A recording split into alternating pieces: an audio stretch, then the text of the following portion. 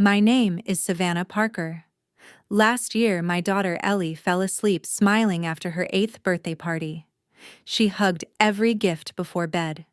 Every single one. The next morning, half of them were gone. My mother stood in the kitchen drinking coffee and said, "She doesn't need all that stuff." Ellie started crying. I wanted to scream. Instead, I looked at the return receipts. Something about my mother's confidence felt wrong. 24 hours later, my mother learned something she should have known before she touched those gifts. She hadn't returned her granddaughter's presents. She had interfered with property that didn't belong to her. And by the end of that week, she was begging me to fix a problem she created herself. My daughter Ellie turned 8 on a Saturday. Best age. Old enough to remember everything. Young enough to still believe birthdays are magic. I spent months planning it. Balloons, cake, friends, everything. She deserved it. I didn't know it yet, but someone else had different plans. 3 weeks before the party, my mother Denise insisted on helping, because Mom rarely helped without a reason. "I'll handle decorations." She sounded unusually enthusiastic. That should have been my first warning. The party was perfect. Kids everywhere, sugar everywhere, chaos everywhere. Exactly what birthdays should look like. Ellie smiled all afternoon, the kind of smile that makes every expense worth it. Then Mom started watching the gift table, closely, too closely. At first I thought nothing of it. Then I noticed her counting presents. Actually counting. Who counts a child's birthday gifts? Especially someone who wasn't paying for them. That detail stayed with me. Halfway through cake, Mom leaned toward me, then whispered, "Don't you think this is excessive?" Because nobody else thought that. Not the kids. Not the parents. Only Mom. Those gift boxes bothered her more than they should have. One gift stood above the rest. A tablet. Art supplies, books, learning subscriptions. Everything Ellie loved. She hugged the bag immediately, then said, "Mommy, this is my favorite." I smiled. Mom didn't. That night, Ellie lined up her presents beside her bed. Every single one. Then she whispered, "I've never had a birthday this good." My heart melted. Then she fell asleep smiling. I wish that had been the worst part. The next morning, Ellie screamed. Not hurt, panicked. I ran upstairs. Half the gifts were gone, the tablet, the art kit, the larger boxes, all missing. My stomach dropped. If someone ever ruined a child's special day, comment unforgivable. I found Mom in the kitchen, calm, coffee in hand, no concern whatsoever. Then she said, "I return them." Just like that, as if she were discussing groceries. Not a child's birthday, not stolen joy. Return them. Ellie stood behind me crying, actual heartbreak. Then she asked, "Grandma, did I do something wrong?" Silence. Pure silence. Because even my mother looked uncomfortable. For half a second. Then she said, "No, sweetheart." But judging by Ellie's face, the damage was already done. And I had a feeling this story was just beginning. I stared at my mother, trying to process what she had just admitted. "You return them?" She nodded, completely calm. Because she wasn't apologizing, she wasn't explaining. She genuinely believed she had the right. And that realization scared me more than the missing gifts. Ellie stood there crying, holding the empty gift bag from her favorite present. Then she whispered, "Can I get them back?" My mother actually sighed, like Ellie was being difficult. Then she said, "Sweetheart, nobody needs that many presents." Interesting, because this wasn't about clutter. This was about control. I knew exactly whose feelings Mom cared about. I asked for the receipts. Mom hesitated. First hesitation all morning. Then she reached into her purse. Folded receipts, store returns, refund confirmations. Everything. She had planned this, before anyone woke up. That changed everything. I scanned the receipts, then froze. The tablet. Returned. Art supplies. Returned. Educational software. Returned. Interesting pattern, because she didn't return random gifts. She returned the expensive ones, the valuable ones. I wasn't thinking about birthdays anymore. I was thinking about money. My stepfather Howard walked into the kitchen. One look at the tension, and he knew. Then he muttered, "Denise, I told you not to." The room went silent. This argument started before I woke up. Mom spun toward him immediately. "You said it was fine." Not denial. Not confusion. Confirmation. Then Howard shook his head. "No."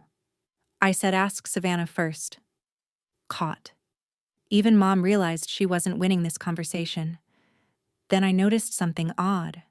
The refunds weren't credited to cash. Not store credit. Not gift cards. A payment card. I looked closer. Then my stomach dropped. Because I recognized the last 4 digits. I knew that account. Immediately. The refunds had gone back to the original purchaser. Not Mom. Not me. The purchaser. Interesting. Because that meant Mom never actually received the money. Which raised a bigger question. Who had? If someone took something that wasn't theirs because they assumed they controlled everything, comment, check the receipts. Then I looked at the receipts again. Because one detail kept appearing. The same account reference number. Over and over. Not Mom's. Not mine. Someone else's. I stared at it for a long moment. I felt like I had seen it before. I just couldn't remember where. That number felt more important than the missing gifts themselves. The next morning, I made a phone call. Because there was only one person who might recognize that account number. Megan Holt. Grandpa Walter's attorney. We hadn't spoken in almost 2 years. The second she answered, I read the number aloud. Silence. Long silence. Then she asked, "Savannah, where did you get that?" I froze. She sounded a lot more concerned than I expected. And I had a feeling this wasn't about birthday gifts anymore. I stepped into the hallway, away from Ellie, away from Mom, then asked, "How is this connected to Ellie's gifts?" Silence. Interesting. Then Megan sighed. Because the purchases triggered a trust notification. Trust notification. I froze. This wasn't about birthday presents anymore. For context, my grandfather Walter Reed passed away 4 years earlier. Everyone assumed his estate was simple. It wasn't. Walter planned everything. Every detail. Every dollar. Every future generation. Including Ellie. Especially Ellie. That mattered. A lot. Megan explained carefully. 2 years before his death, Grandpa created a trust for his grandchildren. Education, development, learning, growth. Interesting. Not luxury. Not toys. Purpose. Every item purchased from the trust had rules attached. I knew exactly where this was heading. The tablet wasn't a toy. It was approved educational equipment. The art supplies? Same thing. The books? Same thing. The subscriptions? Same thing. Because Mom hadn't returned random presents. She returned trust-funded property. And trust administrators hate surprises. Then Megan dropped another bomb. "Your mother signed the return documents." Silence. Pure silence. I swallowed hard. "Okay." Megan sighed. "No, Savannah." Pause. "She signed claiming authorization." My stomach dropped, because Denise wasn't authorized. Not remotely. Unfortunately, Mom heard enough. The second I walked back into the kitchen, she knew, because confidence disappeared instantly. Then she asked, "What did Megan say?" I smiled. Tiny smile. "Interesting things?" Mom looked nervous, for the first time all day. Ellie sat quietly at the table, still heartbroken, still confused. Then she asked, "Was Grandpa Walter mad at me?" That hurt. Deeply. Because my daughter thought she caused this? I knelt beside her. No, baby. Pause. Grandpa loved you. More than she knew.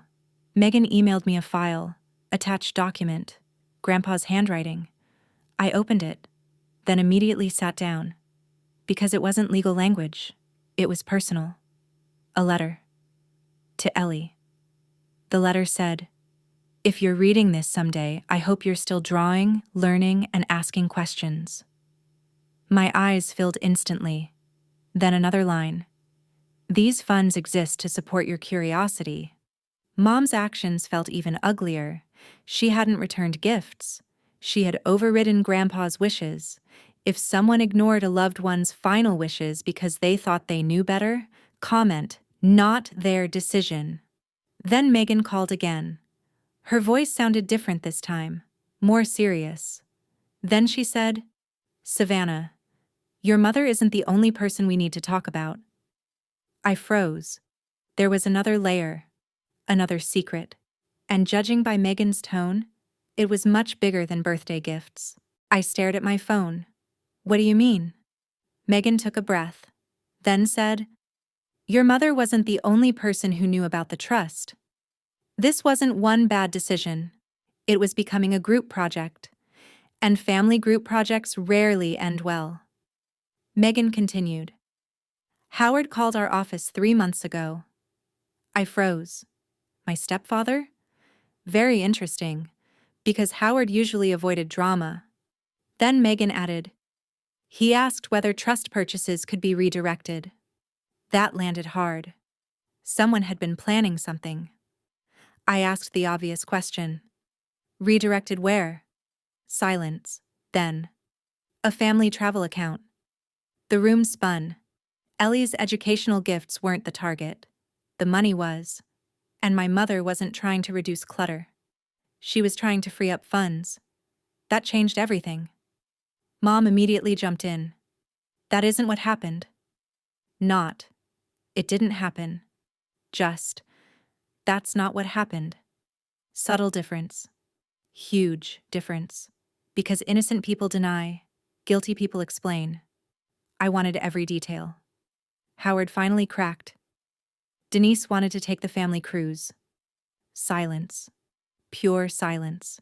Then he immediately regretted speaking. I could see it. But too late. The truth was already out. My daughter's birthday looked very different. Mom looked furious. Not at me. At Howard. Interesting. Then she snapped. It wasn't just the cruise. Another layer. Another secret. Another terrible decision waiting to emerge. I was exhausted. Then Denise said it. 3 words. Credit card balances. All the expensive gifts made sense. Not emotionally, financially. Mom wasn't worried about Ellie having too much. Mom was worried about seeing things she couldn't afford. That was the real trigger. Megan emailed more documents. I opened them immediately. Bad idea. Because they answered everything. Denied trust requests. Rejected reimbursement requests. Repeated inquiries from Denise. Because this wasn't impulsive. This was months of frustration. If someone tried to control your child's happiness because of their own financial problems, subscribe and comment, "That's not the child's fault." Then I found another attachment. Small. Only 2 pages. Grandpa's amendment. Because Grandpa almost never amended documents. Then I read it, and my jaw dropped. According to Grandpa's amendment, if anyone interfered with Ellie's trust assets, they would immediately lose any authority, oversight, or decision-making role connected to Ellie's educational fund. Boom. Silence. Absolute silence. Mom wasn't facing my anger. She was facing Grandpa's paperwork. And Grandpa planned for everything. Nobody spoke for several seconds. Mom, Howard, me, even Ellie. Silence. Because Grandpa's amendment was crystal clear. If someone interfered with trust-funded assets, they lost all influence over decisions involving Ellie's educational future. Mom understood the danger. Mom grabbed the papers, read them twice, then 3 times. Because confidence disappears fast when documents enter the room. Then she whispered, "That's ridiculous." Wrong answer.